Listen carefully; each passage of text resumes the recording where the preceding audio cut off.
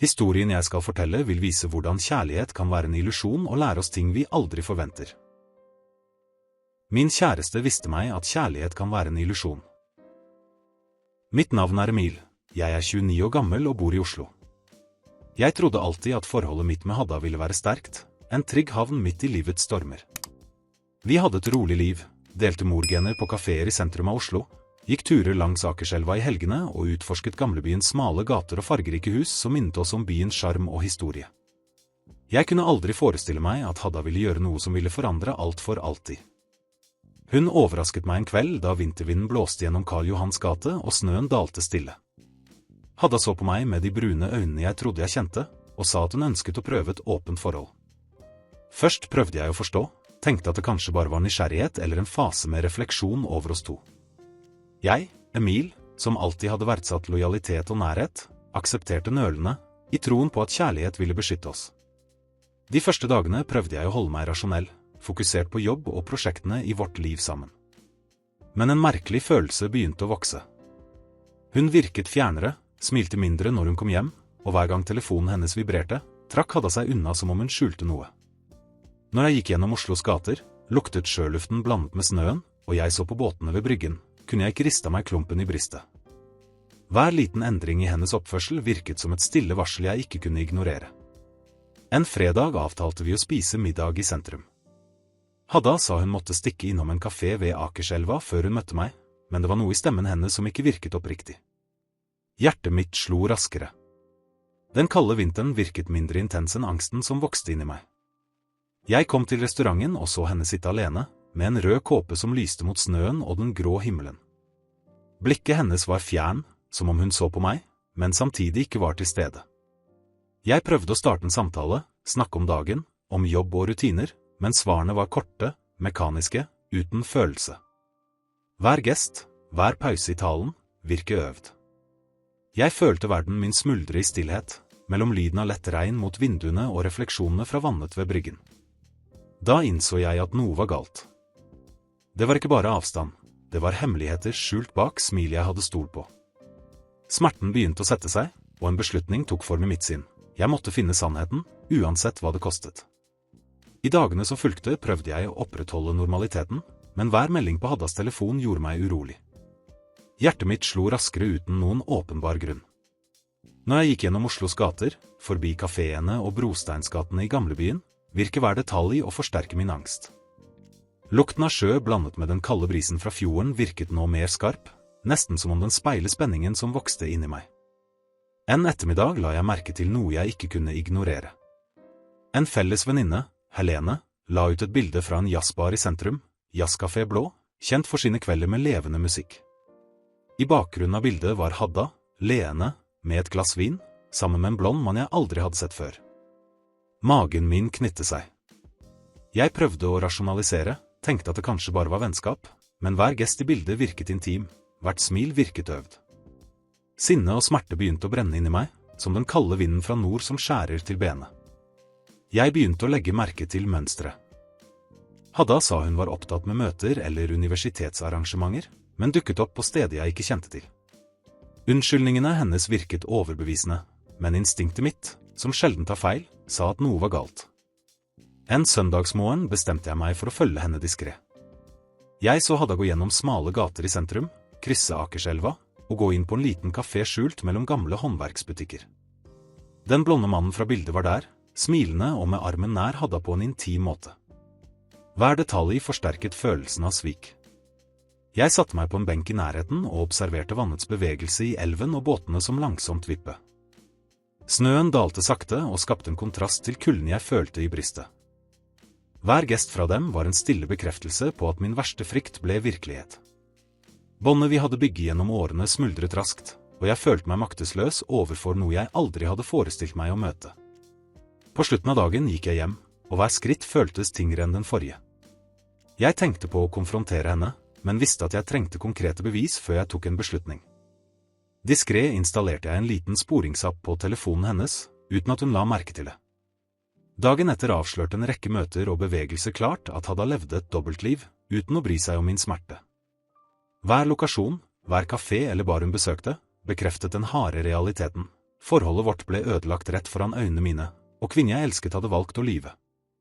Den kvelden, mens snøen dalte over Oslo og lysene reflekterte på de våte gatene, innså jeg at jeg måtte handle med både forsiktighet og besluttsomhet.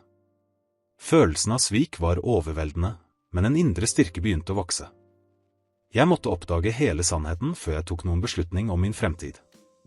Neste morgen våknet jeg med tungt hjerte, men fast besluttet. Hver minne med Hadda, fra turene langs Akerselva til koselige kaféer i gamlebyen, virker nå farget av mistillit. Jeg tok på min tykke ullfrakk, satte på støvler som tålte snøen, og gikk ut for å lete etter svar. Instinktet mitt sa at jeg ikke kunne utsette sannheten lenger. Diskret fulgte jeg Hadda til Sandaker, der hun hevdet at hun hadde et jobbrelatert møte. Jeg så på avstand at hun gikk inn på en liten kafé mellom gamle bygårder. Den blonde mannen fra bildet var der, smilende og lent mot Hadda på en kjent måte. Hver gest virket øvd, hvert smil var som en kniv i brystet. Følelsen av maktesløshet var intens, men jeg visste at jeg måtte holde roen og observere nøye. Jeg satte meg ved et bord i nærheten og bestilte en kaffe for å ikke tiltrekke oppmerksomhet, mens regnet begynte å lage små pitter på brosteinene. Hver bevegelse fra dem bekreftet det hjertet mitt allerede visste, Hadda var utro. Jeg så intimiteten i gestene, samholdet i blikket og lettheten til noen som ikke følte skyld. Brystet mitt strammet seg, og en blanding av sinne og sorg strømmet gjennom kroppen min som den kalde vinden som blåser over Oslofjorden om vinteren. Jeg dro hjem den kvelden uten å konfrontere henne. Jeg måtte organisere tankene mine. Jeg gjennomgikk alle meldinger, bilder og små hint hun hadde gitt. Hver detalj ga mening som brikker i et mørkt puslespill. Kulden i Oslo-natten speilet tomheten inni meg, men besluttsomhet begynte å vokse.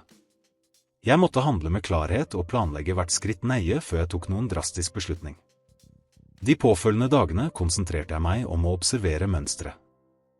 Hver tur Hadda tok, hver overbevisende unnskyldning, bekreftet min intuisjon om at utroskapen ikke var et isolert tilfelle. Jeg fortsatte å følge henne diskret, oppdaget møter i små barer, skjulte kaféer og gater jeg aldri hadde gått i før. Hver bevis var en smertefull bekreftelse på at Hadda levde et dobbeltliv, nyter øyeblikk jeg aldri kunne ha delt. Følelsen av svik økte. Jeg følte meg ikke bare lurt som kjæreste, men som en som hadde stol på henne fullt ut. Båndet vi hadde bygget over år smuldret raskt. Mens jeg gikk over Akerselvbroen og reflekterte over historien vår, innså jeg at jeg måtte konfrontere virkeligheten, uansett hvor smertefull den var. Min besluttsomhet vokste, drevet av behovet for å forstå sannheten og beskytte mitt eget emosjonelle velvære. Neste dag sto jeg opp med tungt hjerte, men fast. Jeg følte at jeg måtte møte Hadda før smerten og usikkerheten ødela min forstand. Jeg tok på min tykke vinterfrakk, støvlene mine og gikk gjennom Oslos snødekte gater, pustet inn den kalde vinterluften. Hvert skritt minnet meg om de lykkelige øyeblikkene vi hadde hatt, turene langs bryggen, sommerdagene i Fløibanen, og hvordan alt nå virket uopprettelig fjern. Jeg fulgte Hadda til en diskret kafé i Nordnes, der hun hevdet at hun hadde et jobbrelatert møte. På avstand observerte jeg scenen jeg allerede kjente, den blonde mannen ved hennes side, smilende og lent mot henne med intimitet. Hjertet mitt strammet seg, og en blanding av sinne, sorg og vantro tok over. Hver gest var en smertefull fasett av utroskapen, og følelsen av maktesløshet overveldet meg, som den skarpe vinden som faller ned Ulrikken. Jeg satt stille og observerte hver detalj. Hadda virket avslappet, uvitende om spenningen som vokste i meg. Det var som om vi levde i parallelle verdener, hun nyter øyeblikk av glede, mens jeg bar vekten av mistillit og smerte. Hvert latterutbrudd, hver berøring fra den andre mannen, var en grusom påminnelse om at tilliten vi bygde over år ble ødelagt foran øynene mine. Jeg bestemte meg for at jeg ikke kunne vente lenger. Jeg gikk hjem og forberedte meg på en direkte konfrontasjon. Jeg satte meg ved kjøkkenbordet, med en rikende kopp kaffe, og pustet dypt for å kontrollere følelsene mine. Da Hadda kom inn, var spenningen til å ta og føle på. Øynene hennes søkte mine, og jeg så et glimt av overraskelse og frykt. Jeg holdt stemmen fast og klar. Hadda, vi må snakke. Jeg vet om dine hemmelige møter. Hun svelget, prøvde å smile, men ansiktsuttrykket avslørte nervøsitet. Hun prøvde å forklare. Emil, det betyr ingenting. Jeg var forvirret. Men jeg hadde allerede sett alle bevisene. Møter på kaféer, slettede meldinger, tydelige tegn på at hun levde et dobbeltliv. Det var ikke lenger mulig å nekte. Tilliten vi hadde bygget gjennom årene var ødelagt, ord kunne ikke gjenoppbygge den. Mens hun snakket, følte jeg en blanding av lettelse og smerte. Lettelse over å endelig konfrontere sannheten, smerte over å innse at kjærligheten jeg følte ble sviktet så kalkulert. Stillheten i leiligheten var overveldende, som den harde vinteren i Oslo da snøen dekker hver gate og plass. Jeg innså at ærlighet, selv om den gjør vondt, var avgjørende for å gå videre. Jeg måtte bestemme min fremtid, mitt velvære og hvordan jeg skulle bygge opp mitt emosjonelle liv igjen. De neste dagene observerte jeg Hadda nøye, lette etter tegn på anger. Hver tur jeg tok gjennom Oslos gater, hver kafé og plass vi hadde besøkt, minner meg om hva vi hadde delt og hvordan alt nå var innhyllet i bedrag. Smerten av svik var intens, men jeg begynte å forstå at jeg måtte transformere sjokket til personlig styrke, prioritere mitt eget liv og emosjonelle integritet. Jeg følte at det var på tide å sette klare grenser og avslutte dette kapitlet. Jeg avtalte et siste møte med Hadda på en diskret kafé i Sandaker, langt fra smertefulle minner. Hun kom med et bekymret uttrykk, tydelig angrende, og hjertet mitt slo raskt, men jeg var bestemt på ikke å la følelsene styre. Jeg satte meg, pustet dypt og begynte. Hadda, jeg vet alt. Ditt hemmelige liv har ødelagt tilliten vår, og jeg må gå videre. Hun prøvde å forklare, ordene hennes var svake foran den uunngåelige realiteten. Hun gråt, hulket, ba om tilgivelse, men jeg forsto at smerten hun hadde forårsaket ikke kunne slettes.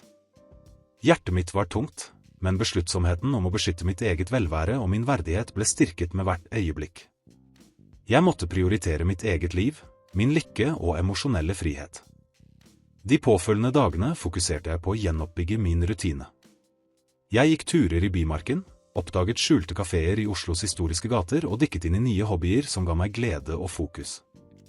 Hver aktivitet styrket min autonomi og minnet meg om at Haddas svik ikke ville definere min fremtid. Med tiden ble den første smerten til emosjonell klarhet. Jeg innså at selvkjærlighet måtte være fundamentet i livet mitt. Oslo, med sin blanding av tradisjon og modernitet, ble et bakteppe for personlig gjenfødelse. Hver tur langs Akerselva eller gjennom gamlebyen minnet meg om at jeg kunne gjenoppbygge livet mitt uten å være avhengig av noen som ikke verdsatte tillit. Før jeg avsluttet dette kapitlet, følte jeg behov for en siste konfrontasjon med Hadda, ikke for å krangle eller søke hevn, men for å bekrefte mine grenser og min nye vei. Jeg understreket at min prioritet nå var mitt eget liv, min lykke og emosjonelle integritet. Hun forsto, og for første gang følte jeg at det ikke var flere bånd av bedrag mellom oss. Følelsen av frihet og kontroll over mitt eget liv var frigjørende. Hvis du kjenner deg igjen i denne historien og vil se flere sterke emosjonelle fortellinger om forhold, abonner på kanalen nå, klikk på bjellen for varsler, og utforsk kortene for å oppdage andre virkelige historier som kan endre ditt perspektiv på kjærlighet, tillit og valg. Hver historie her hjelper deg å reflektere over hvordan man kan overvinne svik, verdsette seg selv og gå videre sterkere enn noen gang.